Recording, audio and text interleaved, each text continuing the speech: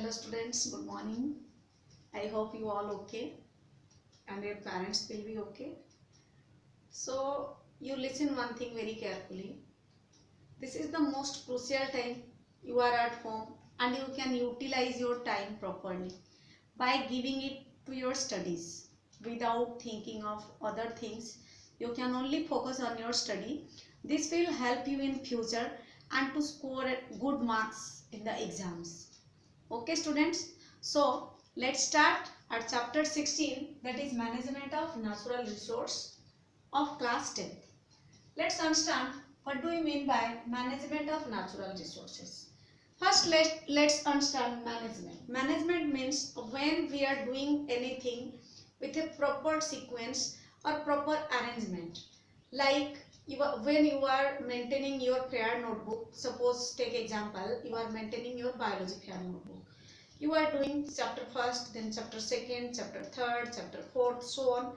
First you are doing the notes, then your textual, then exercise. Exactly, management means managing or preparing or arranging the substances properly. Here resource means which gives us wealth, which has a great economic importance. So here our chapter is management of natural resources. Management of natural resource means the resources that we get from nature. They are divided into two types. Management of natural resources are divided into two types. One is your renewable natural resource and another is your non-renewable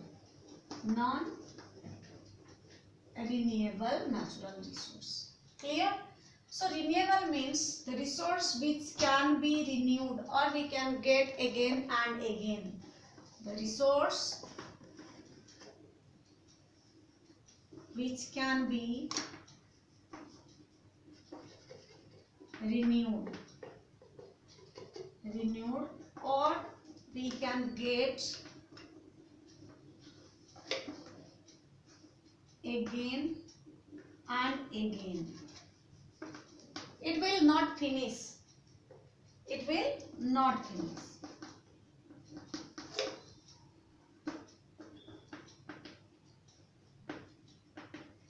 Clear? Next, non-renewable. The resources which cannot be renewed, or if we use it in exercise manner, means regularly, then it may finish in near future. So renewable which can be renewed and non-renewable which can't be renewed. So let's example of renewable and non-renewable resources we get. So in renewable we can take example of air, water, sunlight, soil, etc. They are renewable resources, means they are not completely finished from the earth. Next is your non-renewable. In non-renewable we can take as example of fossil fuels. Fossil fuels means coal and petroleum.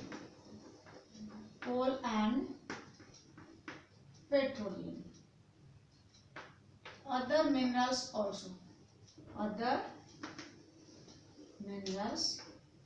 So let's have a quick recap. We are studying chapter 16 of class 10, that is management of natural resources.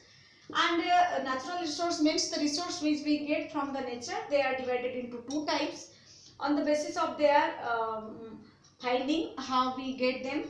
So one is renewable and another is non-renewable. Renewable means which can be renewed or which we can get again and again. It will not completely finished. And renewable means which we can't renewed or which we can't get again and again. So here examples are air. The renewable resource examples are air, water, sunlight, soil, etc. Whereas non-renewable is fossil fuel, coal, petroleum, fossil fuels like coal and petroleum and other minerals. So let's understand it in detail. First, I am going to tell you about water as a natural resource. As we know, water is a renewable resource. Taking example of water. You know what is the importance of water. Water is needed by every living organism for their maintaining their life process. Like for all the activities we need water. Plants also need water. Without water, plants can't photosynthesis, due to which we also can't get enough food for it. So the water on the earth's surface is maximum is acquired by the seas and oceans, which are not usable. Only a little water we are get for our daily use, or fresh water, which we call fresh water. The fresh water is non-renewable. Water is renewable. The amount of fresh water is non-renewable. Due to our activities, due to our need, due to our excess need, we are polluting the water. As we know, due to increasing population, means the population of India crosses more than 1.30 crores, and our need also increase. We are establishing industries, cultivation also increase. Regularly construction works are going on, due to which we use a lot of water, and that water we either get from the underground, from the soil, or from rivers. But we are polluting the rivers by our activities. How? Suppose for example, let's take example of river Ganga. As we know, many cities are established near this river because of easy transportation and getting enough water. But the industrial waste entering into the river Ganga pollutes that water, due to which a bacteria called coliform bacteria. Coliform, remember this name, coliform bacteria. This bacteria belong from cocci. So this name is coliform bacteria, and the particular bacteria I can tell you that is E. coli. E. coli is the bacteria which is the most polluting agent of water bodies. So here, when we are drain the sewage water as well as the industrial water without its proper treatment to this river, then the water causes increasing the bacteria that is called coliform bacteria, and due to its increasing concentration the river water get polluted. And when any animal including human takes that water, then it will goes to our small intestine and cause intestinal bleeding. Intestinal bleeding means due to this bacteria it causes harm to our small intestine, and gradually if this lasts for a long time, then we may suffer from ulcer, and ulcer tends to cancer. If we drain the water of river Ganga after sewage treatment, we drain the water into the river, then it will no more pollute the water and we can get fresh water. But as we are studying here management of natural resource, it's our responsibility to manage and to proper use of these natural resources. Okay, so here the river Ganga, according to the Act Ganga Action Plan,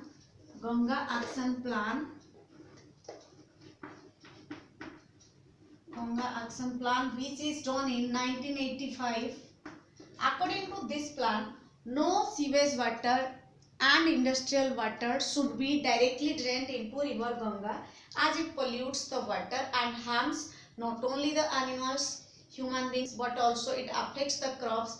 You have sometimes heard that some vegetables, they are grown near the river Yamuna, means near Delhi. They cause high amount of toxic like zinc, sulfur, etc., etc. They are due to the industrial waste mixed with water, and when this water is again used for growing these crops, the crops get these nutrients in excess amount and they may cause different type of disease to human beings. So for our life and for others' life, to continue the life on earth, a healthy life on earth, it's all our responsibility that we should manage the water, and we should also use less amount of water that is required by us. This is about your water. Next is how can we manage these natural resources. So here I am telling you about 5 R's.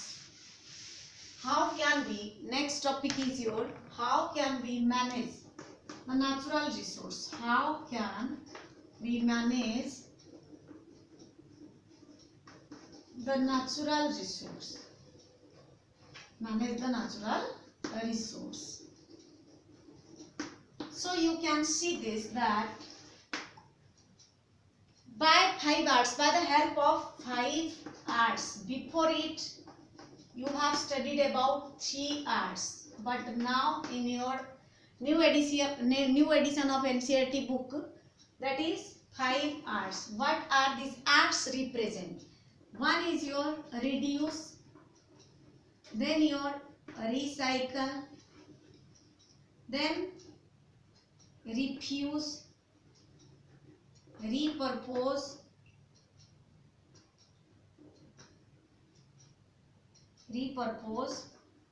okay, see, reduce, recycle, refuse, repurpose and reuse. These 5 R's are helpful to us to manage our natural resources. How it will helpful to us if we able to understand the meaning of these R's. Suppose for reuse. Reuse means which can be used again and again. The resource which can be used again and again. Then reduce, we should need to reduce our energy need. Means the energy that is required by us, we should reduce it. I will explain it. Let's first understand what does they mean. Again, recycle. Recycle means the resources which are non-biodegradable, they can be recycled and can make as new things. Next, refuse means deny. We should deny to take anything. Suppose for example, if one is giving us some fruits or vegetables in a polythene or in a plastic bag, then we can refuse it. Means to deny, I will not take it. Then if one person continues to do this and we carry a cloth bag with us, then there is no need to take the polythene or plastic bag. Next is your repurpose. Repurpose means if the substance is brought for one particular function and that function is not doing through this, then this can be used for other purpose. Suppose for example, if you have a cup which you uses it for taking tea, drinking tea. If the handle is broken, then what happen? The cup is brought for taking tea, its handle is broken, so we will not throw it. We can use it to give water to the birds in summer.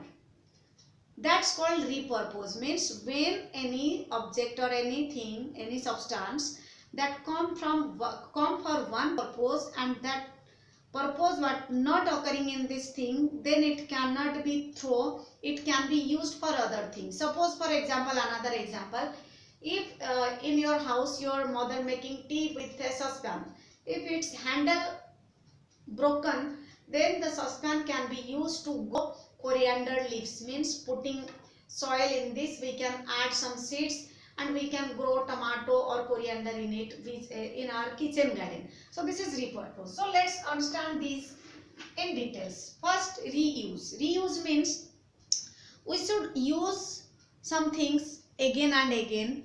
That's why we can reduce our energy need. Suppose for example, let's take a plastic jar. Suppose your father bring a plastic Horlicks in the plastic jar. When you completely finish the Horlicks, you will not throw it, or your mother will not throw it. It should be reused. How? We can put sugar or salt or turmeric, etc., etc. So this is called reuse. If we throw it and again buy another plastic jar of Horlicks or another jar of Horlicks or any other thing that contained in the plastic jar, then here energy also waste. How? Because the jar needs to be made in a machine, and for running a machine electricity is required. For electricity we depend on coal and petroleum. Again, coal and petroleum are non-renewable natural resources. We are directly or indirectly using our natural resources. which are renewable or non-renewable. In case of renewable, we can cover it, but in case of non-renewable, after some days that non-renewable resource will be completely finished, and due to which we will suffer from many problems. So here I think you understand the topic, that is reuse. Reuse means when anything that can be used again and again. Suppose for example, plastic jars, after using the food item that contained in the plastic jar, after finishing it we can use that jar for keeping other substances like sugar, turmeric and any other spices. Clear? Next, reduce. Reduce means we should need to have to decrease our energy needs. Suppose for example, if we are making homes, if suppose clothes, take example of clothes, we are wearing different type of clothes. Cloth is required to cover the body. If we buy a cloth every month, then what happens, that cloth also processed through many processes and we used energy. Like cotton is grown, due to which water required. Water is a natural resource. Again that water comes from underground, due to which we use the underground water, and motor runs by the help of electricity. Again electricity comes from the coal and petroleum. So here all these things should have to used by us to decrease our energy need. So reduce means we have to reduce or decrease the need that is required by us. Suppose for example, if there is not too much hot, then we need not use to run a fan or on a fan. Next is recycle. As we know, some resources are non-renewable. These non-renewable resources can be given to the kabadi wala, like your plastic, glass, papers, etc. It will collected by them and they are taken to be recycled. You have ever seen that Harmal 5 rupees which come to your gullies. So these substances are made by recycling processes. Otherwise we throw it here and there. Instead of we are throwing it here and there, we can give it to the kabadi wala for recycling. Next is your refuse, which we discussed. Refuse means to deny. I will not take, I don't want. Suppose you are going to the market for buying 1 kilo potato and you are not taking any bags. So the shopkeeper will give you potatoes in a polythene bag. Then you can't say, or then you can't refuse, because you have no source to take the potatoes. If you take a paper bag or cloth bag with you, then you can refuse to take the polythene bag. So single person in the whole country, if start refusing to polythene or plastic, then the natural resource we can be protected, we can be safe. Next is your repurpose, which already I have discussed in my in the starting, that repurpose means when the substance used other than its original function, like your cup handle. If cup handle is broken, then we can use that cup for giving water to the birds. For today, this is all about your topic.